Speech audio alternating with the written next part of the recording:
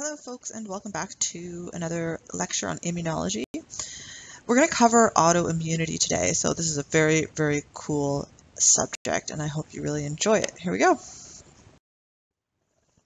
So let's just start with a couple of key points about autoimmunity. First, autoimmunity is inescapable. So because of the way that our immune system works, autoimmunity is just going to happen, and we're going to talk a little bit more about that as we go through the lecture. Not all autoimmunity is pathological. Most of it is, but some of it is our bodies are designed to kind of take care of things in an autoimmune kind of reaction. So I will point out a couple of cases where that's the case. Most autoimmune disease results from a failure to ensure that tolerance is maintained against self-antigens. And you might be saying, what the heck is she talking about? Don't worry, we'll get there. There's a strong genetic predisposition in some animals to autoimmune or immune-mediated disease. And so it seems like there's at least a certain amount of a genetic component there. Autoimmune disease can be triggered by immune stimulants. So for example, allergies sometimes, vaccines, anything that kind of hypes up the immune system can potentially lead to autoimmunity.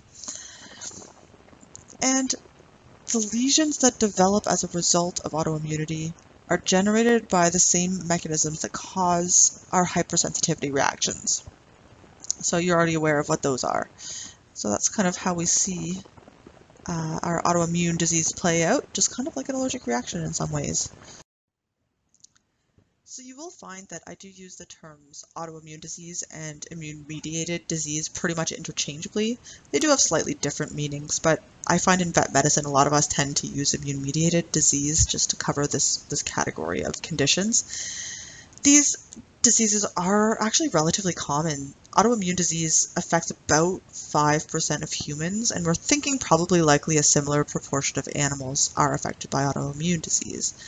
Most of these represent the emergence of clones of rogue lymphocytes, so that's B cells and T cells that have been trained to recognize normal body components as something that they need to attack. So we call them rogue lymphocytes. Usually these conditions occur later in life, and they're often the result of multiple random mutations happening through life. They eventually permit self-reactive lymphocytes to develop, and you'll understand more about this as we go through this lecture, but these mutations kind of interfere with the normal selection of healthy lymphocytes.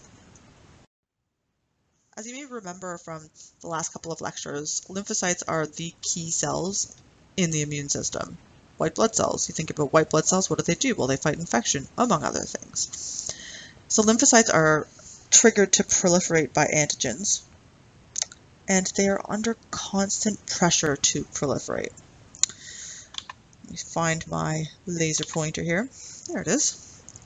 So just to show you again our three kinds of lymphocytes really that are involved in our cell-mediated immunity. We have our cytotoxic T cells. These are the guys that go and they kill any altered cells, so virus-infected, damaged cells, those kinds of things. We have our helper T cells, which are kind of the mediators of our immune system, right? So these guys help cytotoxic T cells and B cells in their immune functions, basically by giving them guidance and activating them and saying yes or no in terms of, do we want to go attack this particular pathogen? And then we have our B cells themselves, which, as you probably know by now, get activated, differentiate to become plasma cells and memory cells, and those plasma cells produce antibodies, and antibodies are of course a huge part of the immune system. They are responsible for humoral immunity or exogenous immunity, so basically taking care of things that are not within the cells in our immune system. So these guys are the key cells in the immune system, and you can imagine why they are under constant pressure to proliferate, and of course that's because we are under constant bombardment from all kinds of pathogens, so these guys are always in demand.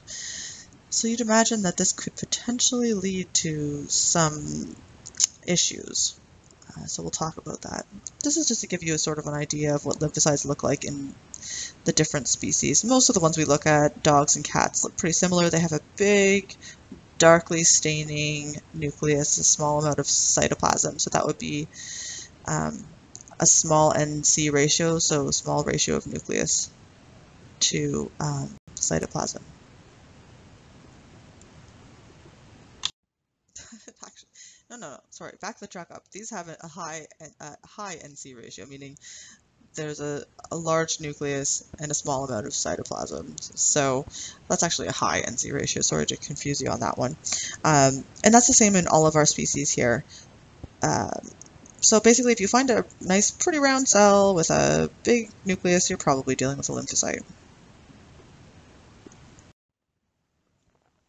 So here's where we get into the fancy inner workings of our immune system. So suppression of lymphocyte proliferation.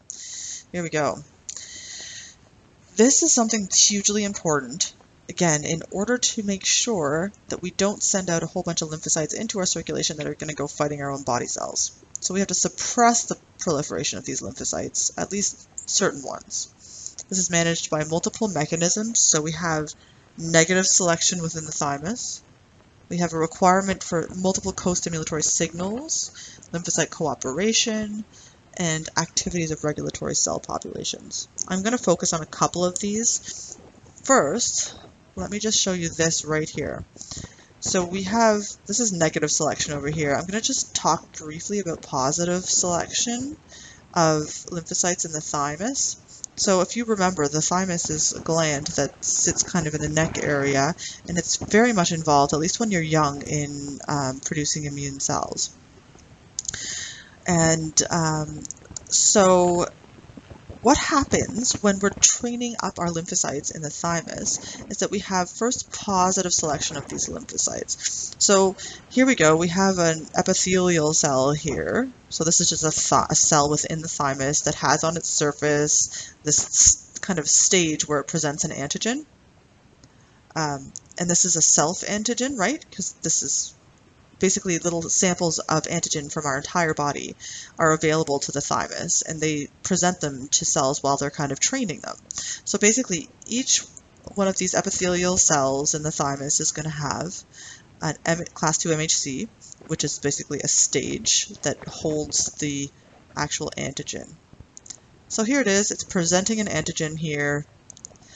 And what it's doing is it's testing. We've made this beautiful T cell with a T cell receptor. So randomly, genetically, we've created this T cell receptor, and we want to see, this cell is testing basically. We want to see if this T cell receptor is going to bind to self-antigen. So that's a piece of self-antigen right there. Is this going to recognize and bind to that antigen? So here we go. In this case, here we have a T cell with a T cell receptor, and it's coming in and it's looking at this, and it's actually, in this case, this T cell and this T cell receptor is not binding at all to this class 2 MHC and to the antigen that's being presented to it. So you might think, well, that's a good thing because this is self-antigen. We don't want this cell reacting to self-antigen. So we think, okay, that's a good thing. Well, actually, no, it's not, because if this is weak or not binding at all, then it's probably a defective receptor. So this receptor here is probably defective. So this thymocyte this T cell is going to go and die off.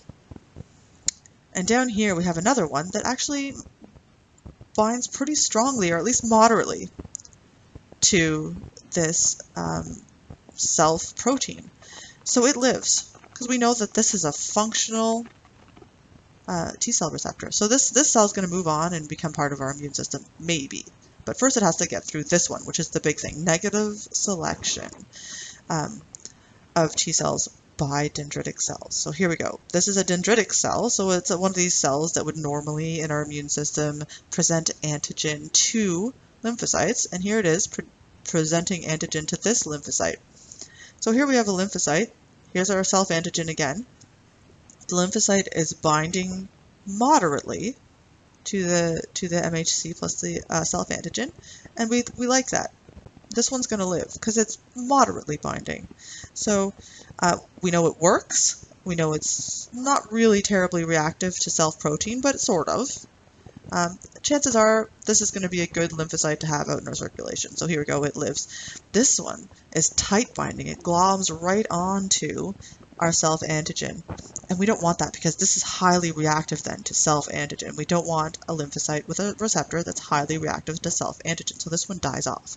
So the whole purpose of this testing scenario is to expose these cells to self-antigen and get rid of the ones that A, don't work, and then, or B, bind too strongly, react too strongly to self-antigen.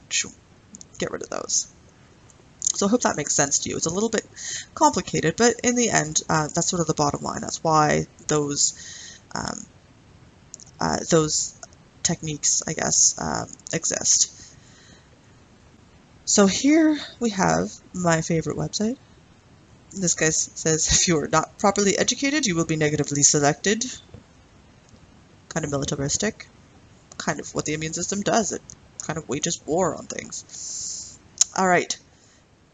So requirement for multiple co-stimulatory signals and lymphocyte cooperation, these are things that happen when the body is actively fighting off a pathogen. And remember when we talked about how B cells and T cells need to be kind of given signals before they can actually be activated. So they might recognize an antigen, but before they can go, fight off a pathogen, they kind of wait to be told that that's what they, told that's what to do by helper T cells and cytokines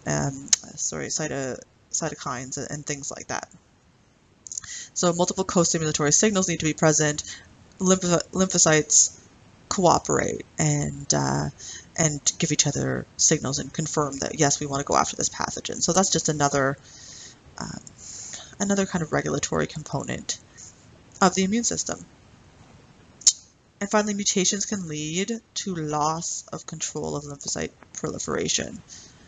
So you can have genetic mutations over time that can maybe screw up these processes in the thymus or the bone marrow or wherever it's happening. By the way, T cells mature in the thymus, which is why they're called T cells. B cells mature in the bone marrow. They're B cells for bone marrow, understand? Yeah, so we can get mutations that lead to loss of the control of lymphocyte proliferation. And you can imagine then we'd get all kinds of lymphocytes that are going to be going around the body reacting to self-antigen. So clearly we don't want that. Now we get to the fun stuff, autoimmunity. What is autoimmunity? Well, kind of makes sense, destruction of self. And as I sort of mentioned in the beginning, this is an inescapable hazard of adaptive immunity. Adaptive immunity being a defense mechanism which can recognize any possible microbial antigen. We sort of touched on that by talking about how they've got this antigen binding site that's different in every T cell receptor or B cell receptor. They're always different. And that way we can react to pretty much anything out there in the world eventually, if we were to meet up with it often enough. So, because we have these antigen binding sites that can look like pretty much anything, well, they're going to have the capacity to look like our own cells and antigens that come from our own cells. So this results in the potential for self-destruction. The random generation of antigen-binding receptors results in the production of some lymphocytes that bind and respond to self-antigens. So this right here is just what I just talked about. This. So our antigen-binding receptors can look like anything, so they can look like our own cells. Self-reactive cells are usually rigorously suppressed, like with the techniques that I mentioned on the last slide, for instance. So only a few animals ever do develop autoimmune disease. So there are some factors that do influence susceptibility to autoimmunity, signalment being one of them. So species, I would say I see more dogs, for instance, than cats with autoimmune conditions. Breed, there's some breeds that are kind of the poster children. German Shepherds seem to get a lot of these sorts of things. Age, sex, so here's some examples. Old English sheepdogs are more prone to immune-mediated blood diseases, and older animals are more commonly affected, and you can imagine why. Like we talked about, sometimes over time genetic mutations occur which interferes with the potential negative selection of self-reactive lymphocytes. The genetic background of an animal can influence its susceptibility to autoimmunity. So there are many immune-mediated conditions that maybe aren't associated exactly with a breed, but maybe a specific family of dogs or whatever of a certain breed. Viruses and other infections can do this. So sometimes a virus can kind of ramp up the immune system in such a way that in some animals we might actually get an induction of an autoimmune response. And ultimately, the cause of autoimmunity is really not fully and well understood in a lot of cases. There are two major categories of autoimmune disease. So first of all, there's a normal immune response that you can have to an abnormal antigen. Okay, and then the second type, it results from an abnormal immune response to a normal antigen, which is kind of the more classic one that we would think of. So this type of disease might result from an aberrant response or an abnormal response to a single specific antigen, or from a general defect in the regulation of B or T cell function. So if generally we're having issues with regulating our B and T cells, that's going to affect all parts of our immune system and ultimately lead to autoimmune disease. Or in some cases, maybe we're reacting really, really strongly to, for instance, with pemphigus, our desmosomes that hold our skin cells together. Maybe our immune system is going wacky and just generally attacking desmosomes only, some antigen in the desmosome. So that would be one specific example of where our immune system starts attacking one thing in particular and it causes all kinds of troubles, versus generally having our bodies reacting to ourselves. Many autoimmune responses are actually normal immune responses to an antigen that either was previously hidden or actually cross-reacts with a normal body component. And that's actually known as molecular mimicry. So I'll try to explain these things here with some of these diagrams that I have. So for instance, we have here a virus, and on the surface of this virus we have an antigen that's recognized by this T cell. So this T cell's been programmed to fight this virus. But uh-oh, look over here. This is our own body cell, and it has the same antigen, or very, very, very close, to the point where this T cell recognizes this self cell as this same virus and starts attacking it. So you can imagine how that's going to react, how that's going to cause autoimmune disease by cross-reacting. Here we have an example, again, of molecular mimicry. So here we have a bacteria, and we have plasma cells that are spitting out these antibodies that are designed to attack these antigens on the surface of these bacteria. So here we go, we're spitting these out, and this one's spitting out these ones here, and okay, here are antibodies in the blood, they're going through the heart. Wait, here we go. We have antigens on the inside surface, so in the endocardium of the heart muscle, and our antibodies that we just spat out to fight this bacteria are now attacking our endocardium. So they're attacking our heart tissue. So this is what happens in rheumatic fever in people. So again, molecular mimicry, the body is producing a response to a pathogen that really is dangerous, but unfortunately we have our own antigens in our own body that are cross-reacting with those antibodies and those T cell receptors. I'm going to take a step back for a minute and talk about those antigens, those hidden antigens that I mentioned on the last slide. They're also known as cryptic antigens. So these are antigens that are hidden in cells or tissues. We can also sometimes call these cryptic self-epitopes. So these autoantigens, or self-antigens, these are proteins that are normal components of our cells and tissues, but may be identified as foreign by the immune system. For instance, T cells they mature in the thymus, like I talked about, and they get tested. So they get a bunch of different antigens, self-antigens from all around the body presented to them in the thymus, and they have to be tested, make sure that they don't react to them before they're released. So in this case, these T cells did not get exposed to this particular antigen for whatever reason while they matured, so they don't recognize that antigen. So an example of this would be the testes. So the testes are not fully developed until after an animal's immune system is already mature. So some proteins within the testes have never been encountered by that animal's T cells. So what happens if these testes become injured? The proteins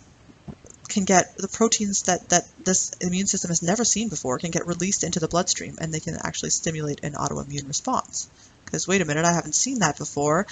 So I have a receptor that's going to respond to that antigen because we know it's not self, even though it is. And here we go, mounting an immune response to a part of our own body just because it was previously hidden. It was a cryptic antigen. Interestingly enough, this process is not always pathological. So the removal of old red blood cells from the blood occurs when these cells actually express an antigen on their surface that previously they had hidden inside. So instead, what happens is these red blood cells are basically ready to die. They're old. So they express these antigens now on their surface. These are antigens that our lymphocytes have never encountered. And now the lymphocytes will recognize these red blood cells and attack them and kill them. But this is not pathological. This is how our old red blood cells get removed from our bodies. So again, actually kind of a useful process, taking advantage of that part of our immune system. Another way autoimmunity develops is by molecular changes that actually generate new antigens. So the production of certain autoantibodies, so antibodies that actually attack our own cells or proteins or cellular components or whatever, that they can be triggered by the development of completely new epitopes or antigens on normal proteins. So normally there's this protein is living happily in our body, but there's basically a molecular change to that protein. All of a sudden it's got a new antigen, and then our body's going to mount an immune response to that. An example of when this happens is we can get the rheumatoid factor, which, as you know, can cause rheumatoid arthritis. Just a quick note about receptor editing. I'll just throw this in there. This is just another mechanism whereby we try to avoid autoimmunity before these lymphocytes are released into the general circulation. So this only occurs in immature lymphocytes, and it's part of this regulatory process that I talked about. So say we're in the bone marrow here, and we have a B cell. Well, it's a precursor to a B cell. It makes this lovely B cell receptor, but it's like, hey, I like you, self-antigen, and then either what happens is this B cell just dies, or sometimes what happens instead is that we get this receptor editing. So we kind of send it back to the shop. It's like refurbishing a computer or something like that. So you send it back, it gets refurbished, it gets a new receptor, and then maybe this one doesn't react to self-antigen. So it's going to go off into the bloodstream and happily fight off pathogens. Why do we get abnormal immune responses? First of all, there's failure of regulatory control. We talked about this a few times. So we get our self-reactive lymphocytes that are normally destroyed in the thymus by apoptosis. Or again, technically, sometimes they could get their receptors edited and then go on with life. But mostly destroyed in the thymus by apoptosis, or potentially in the bone marrow if we're talking B cells. So don't worry about the details here. Defects in CD95 or its ligand CD154 cause autoimmunity by permitting abnormal T cells to survive and cause disease. The big thing there is just that this regulatory mechanism is not working and abnormal T cells are surviving. Lymphoid tumors can cause abnormal immune responses. So this is just caused by a failure of immunological control. So our helper T cells are not potentially, regulating which antigens it lets the rest of the immune system go after, that sort of thing. This is often accompanied by the development of self-reactivity. Infection-induced autoimmunity. So a couple of common examples of that in our field would be Lyme disease. It can lead to arthritis. So a lot of you may have heard that, or seen potentially in some cases, that dogs with Lyme disease, often their first presenting sign is that they'll come in with shifting lameness, meaning they'll limp on one leg and then the other, and and sort of it moves between their joints. And this is arthritis. That's actually an autoimmune arthritis that's a result of this infection with the Lyme bacteria. Leptospirosis can cause uveitis, so you can sometimes see these dogs that come in with the really, really red sclera and potentially other signs of uveitis. That often is associated with leptospirosis. And in that case, it is actually an autoimmune uveitis that's caused by the infection. Just how these diseases induce this autoimmunity is not clear, but there's certainly a correlation there. There are three major mechanisms hypothesized here, and we've talked about these, at least a couple of them. Molecular mimicry, of course, so maybe there's something else, something in the uvea or the joints, that the same cells that are trying to fight off Lyme are also are also reacting with something in the joints or whatever, right? Then there's epitope spreading and bystander activation. Basically, well, bystander activation really just means that, this cell over here might have gotten some cytokines that said go when it was actually meant for this cell over there. Who knows, right? So this is a nice diagram that shows you all these different causes of autoimmunity that can be related to especially infectious disease. So molecular mimicry, epitope spreading, cryptic antigens, we talked about those, bystander activation. I'm not going to go into detail on these. I don't care if you know them. I think the important thing to know is that we can get autoimmune diseases as a result of infection. So here's some factors that contribute to autoimmunity. Genetic predisposition. Here's our genes. Breed predisposition, which is often quite closely related to genetics, right? Intestinal microflora. Interestingly enough, there's, I think, a lot of research going on the human side that talks about intestinal microflora and how it contributes to overall health. So they do seem to actually contribute to autoimmunity. Failure of immune regulation. So we've talked about that a few times already. Environmental factors, what's out there in the environment. There could be specific infectious agents that are predisposing animals to autoimmune disease, or, vaccines and stuff like that. So you put all these things together and you're prone to immune-mediated disease. So you may remember at the beginning of the lecture that I did mention that most of the clinical signs that we associate with autoimmune disease are actually caused by hypersensitivity reactions. So here's just some examples of that. These are mechanisms of tissue damage in each type of autoimmunity.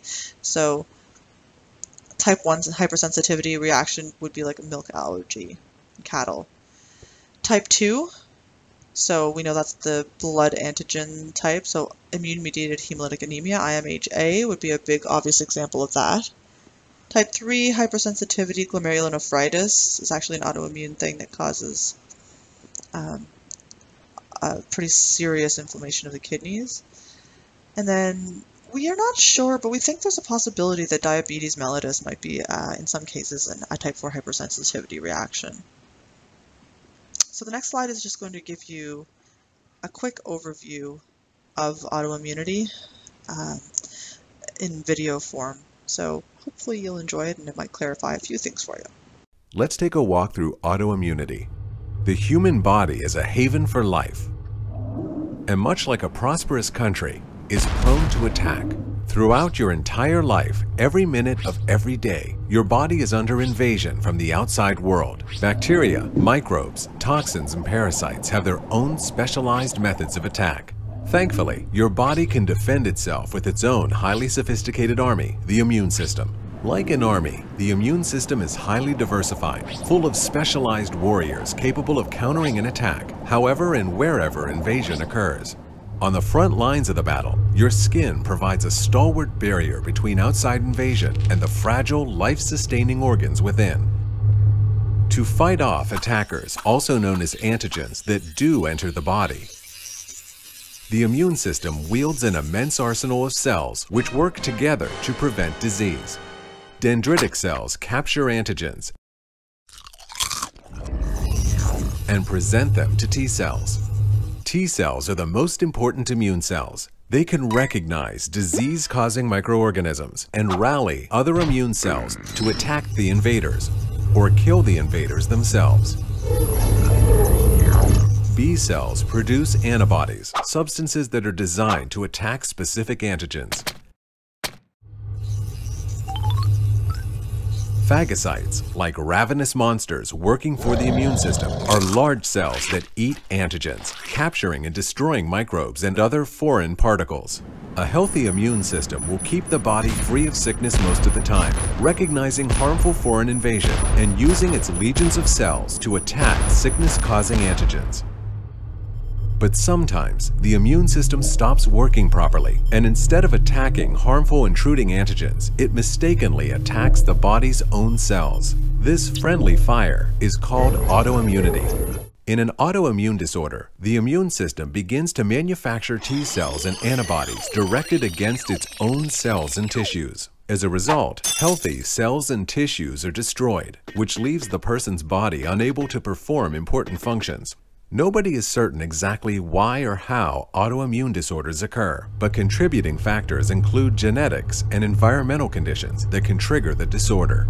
Some of the known environmental triggers include drugs, viruses, bacteria, foods, pollutants, hormones, and stress. There are hundreds of known autoimmune disorders that affect nearly every part of the body, but some of the most common are rheumatoid arthritis, lupus, Crohn's disease, psoriasis, multiple sclerosis, and vasculitis.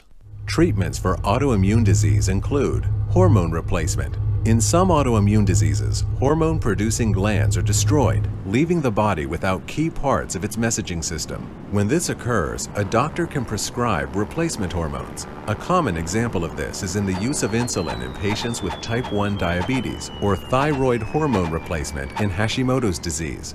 Corticosteroids are used to control inflammation by suppressing the overactive immune system. The disadvantage of this treatment is that it can leave the body susceptible to outside harm because they suppress the whole immune system. NSAIDs, non-steroidal anti-inflammatory drugs, are used to ease pain and swelling. DMARDs, disease-modifying anti-rheumatic drugs, are used to suppress an overactive immune system and can reduce pain and swelling and prevent long-term damage to joints and organs. Biologics, often called immune response modifiers, are a class of drug which interpret the events that drive inflammation by targeting a specific attack rather than a whole-body attack. Currently, scientists are experimenting with stem cell therapy treatments for autoimmune diseases. Such treatments involve reprogramming cells to replace damaged tissue, or replace a patient's immune system altogether by replacing bone marrow where immune cells are generated. Though millions suffer from autoimmune disorders, more new treatments and research are available to keep the body's defenses aimed towards its enemies rather than towards itself. Brought to you by the American Autoimmune Related Diseases Association, or AARDA. All right, I hope that was informative and kind of helped to tie together what we talked about. I'm just going to move on just to show you in animals, since that was more human specific, we'll look at a few organ specific autoimmune disease in animals that you will actually see clinically, at least certainly some of these. By the immune system, and that makes sense because there's all kinds of antigens, self-antigens throughout your body, so any one of them could technically be attacked, or multiple at the same time. Usually in our animal companions, it's the endocrine system, the skin, and or the blood cells that are attacked. Treatment, as you saw in the video, involves suppression of the destructive immune system by corticosteroids usually. There's some other drugs that can be used like cyclosporin, which is also known as atopica, or azathioprine, Imurin. So these are, if we're talking about treating long-term, they're a nice alternative to corticosteroids, or they can supplement our corticosteroids so that we can decrease the amount of steroids that we have to give these guys. These conditions will be discussed in more detail when we review common diseases.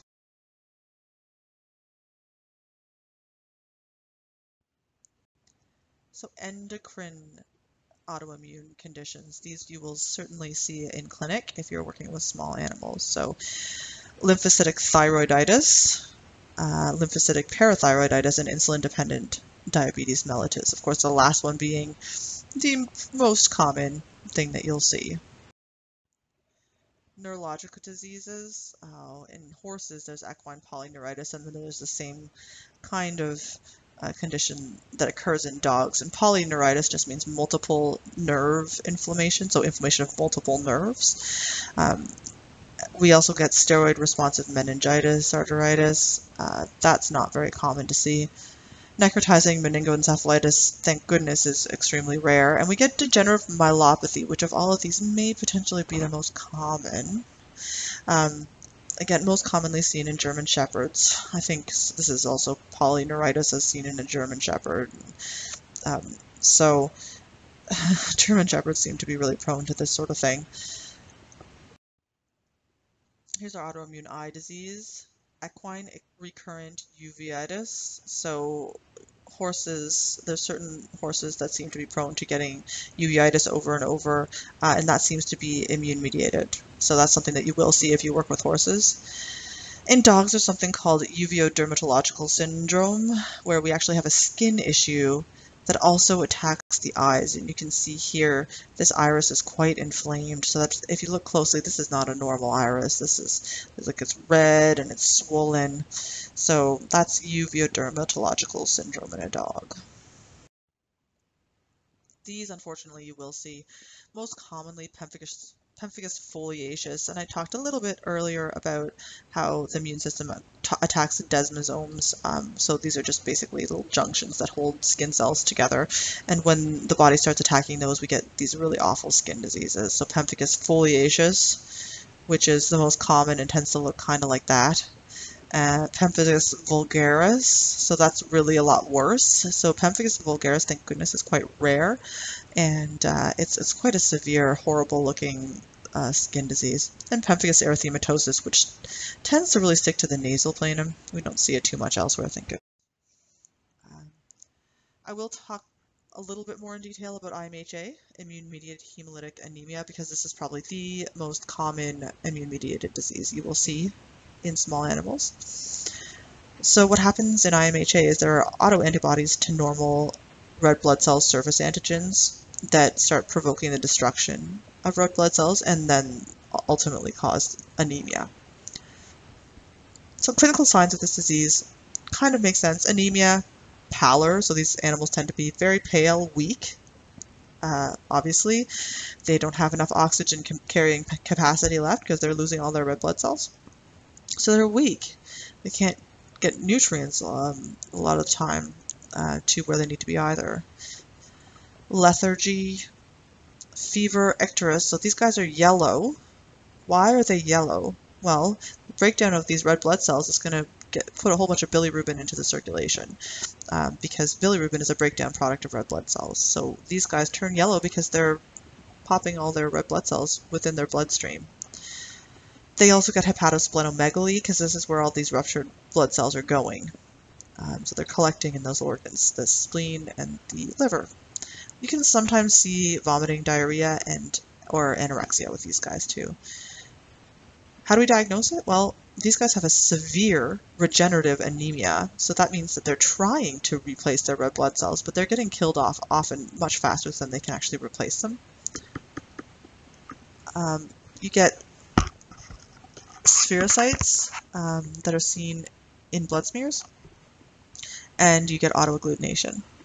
So I think you guys probably know about those sorts of things. So spherocytes are, for instance, if you're looking at a blood smear of a dog, normally they have nice round cells with an area of central pallor. So the center of the cell is paler than the rest of the cell. Well, that makes sense because it's a biconcave disc, but with spherocytes, these are basically cells, red blood cells, that have had holes poked in them, so they've lost that central pallor because now they're just like these big round cells. They've swollen up.